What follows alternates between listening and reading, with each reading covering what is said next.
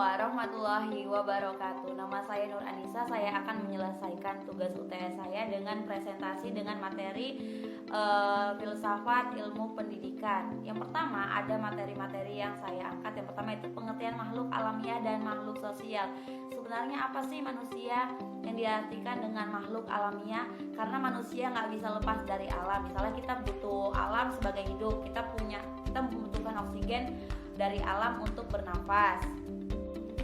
Nah, untuk filsafat ilmu pendidikan, apa sih makna dari filsafat ilmu pendidikan? Pengertian dari filsafat ilmu pendidikan, filsafat berasal dari bahasa Yunani yaitu Pios yang memiliki arti kecintaan dan Sophia yang memiliki arti kebijaksanaan. Jadi, arti dari filsafat ilmu pendidikan yaitu kecintaan dan kebijaksanaan. Maksudnya itu dilakukan karena adanya ilmu pengetahuan didasarkan atas kecintaan seseorang terhadap ilmu pengetahuan tersebut. Jadi kita belajar, kita mempunyai kecintaan dan kebijaksanaan dan mempunyai tujuan apa saja yang akan kita dapatkan dari pembelajaran yang akan kita bahas.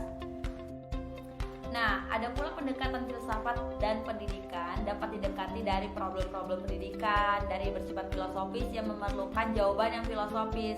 Filsafat pendidikan dapat didekati dari ide-ide yang diterapkan untuk memecahkan masalah-masalah pendidikan.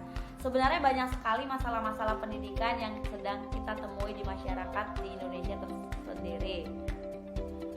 Contoh yang sering kita temui banyaknya anak-anak yang tidak mendapatkan pendidikan baik bersifat intern atau ekstern. Bagaimana dia tidak dapat sekolah karena adanya faktor ekonomi seperti itu, atau dia tinggal di pedalaman yang memang sulit ditempuh dari tempat sekolah yang ada di sekitarnya.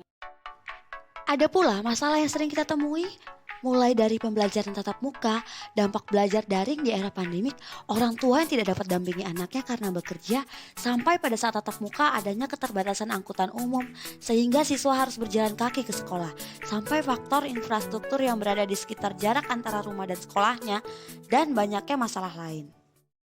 Nah, apa aja sih kebutuhan dan pola hubungan manusia sebagai insan pendidikan? Dalam kodratnya manusia sebagai makhluk pendidikan. Kita adalah makhluk pendidikan, kita manusia, kita bersekolah, kita mempunyai pendidikan, kita punya potensi kodrat, cipta, rasa, karya, dan karyanya.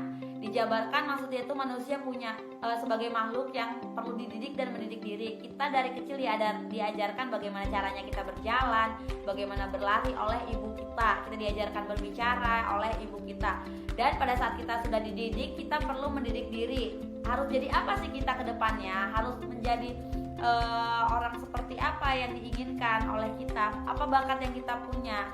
Nah, manusia sebagai makhluk yang dapat dididik, kita dididik oleh guru. Kita bisa dididik dan kita mempunyai otak untuk berpikir, dan kita bisa menangkap dari pembelajaran yang telah disampaikan oleh guru kita.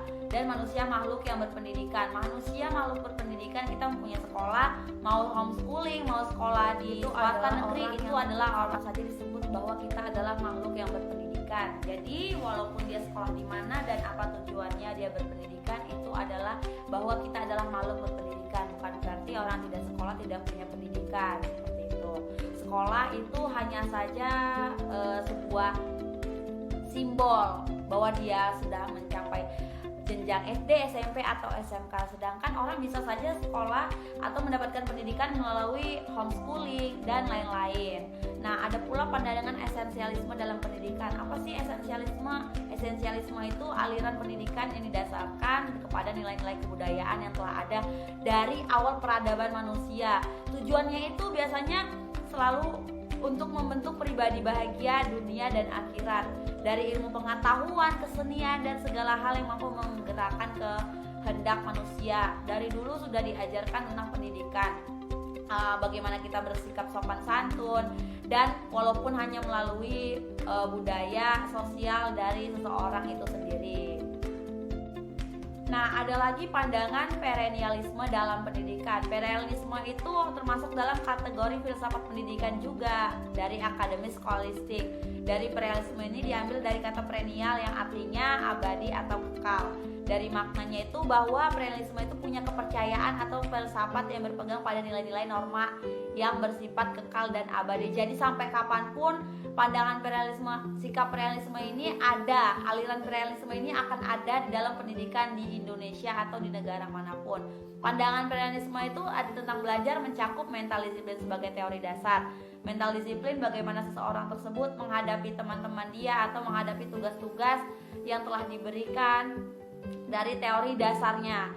Dan yang kedua, rasionalisme dari asas kemerdekaan. Yang ketiga, learning to reason, belajar untuk berpikir. Kita belajar, kita dikasih tugas, pastinya kita berpikir bagaimana cara menyelesaikan melalui rumus-rumus atau aturan-aturan tertentu. Selanjutnya, belajar sebagai persiapan hidup. Belajar bukan hanya kita menempuh atau hanya tujuannya mendapatkan nilai dan hanya untuk pintar, tapi kita bagaimana sih belajar tentang persiapan hidup. Kita akan menempuh kehidupan yang lebih serius lagi sebelum kita selesai sekolah atau dalam jenjang tertentu.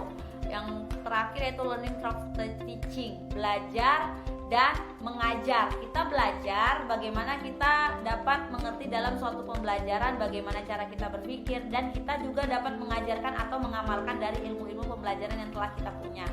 Nah, selanjutnya pandangan realisme mengenai pendidikan, ada pendidikan dasar dan menengah. Ini lebih ke sampai mana dia sekolah, SD, SMP, atau SMK.